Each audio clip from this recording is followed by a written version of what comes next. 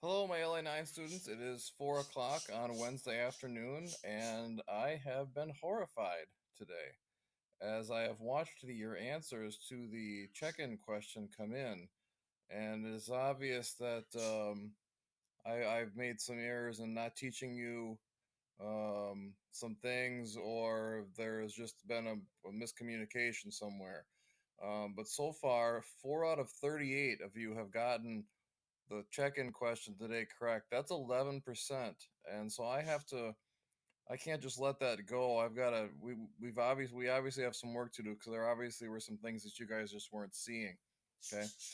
The question today was a kind of a modifier part of participle, and what to do with that. The question said, walking into the ward, my ears were immediately overwhelmed.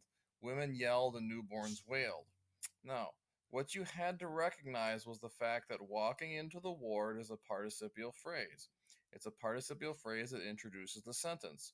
When you have a participial phrase that introduces the sentence, who or what is doing that participial phrase must be right after the comma. It must be the subject of the sentence. Okay? So you had to choose an answer where the subject then of that participial phrase was right here. Okay? So if you said no change, you basically were saying that it's my ears that are walking into the ward. And that was actually the same with B, where my ears are the first thing in the sentence, and you're saying my ears are walking into the ward. Ears do not walk. Okay. Same thing with D. D was another confusing sentence in the fact that it started with the sounds. Okay. Walking into the ward, the sounds that I was hearing, the sounds are not walking into the ward. Who walks into the ward? A person has to be walking into the ward. So that's probably going to be the name of a person, a he, a she, a they, whatever it might be.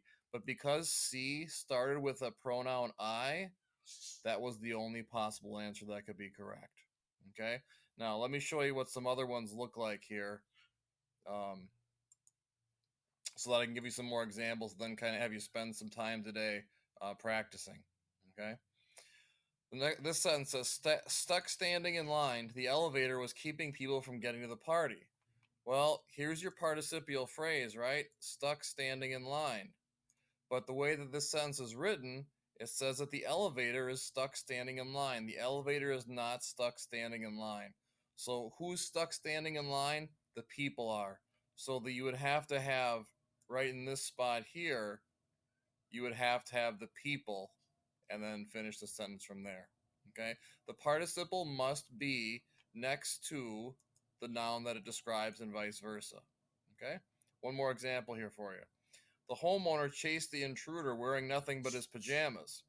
Sometimes your participial phrases are going to be at the end of the sentence, in which case it is here, wearing nothing but his pajamas. Okay?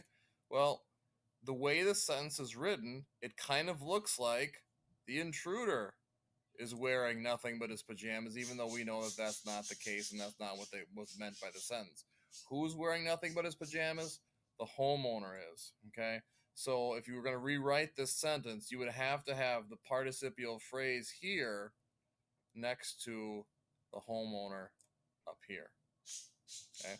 One more, and then I'm going to turn you loose and give you some and let you work on some examples today. We sold lemonade to the thirsty customers filled in plastic cups. We all know what the sentence means, but it just doesn't say the right thing. Okay?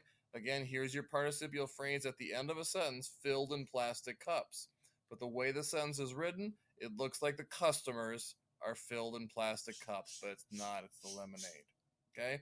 So writing and identifying participial phrases is one thing, but then making sure that they are next to and describing what they are actually describing is a whole other thing.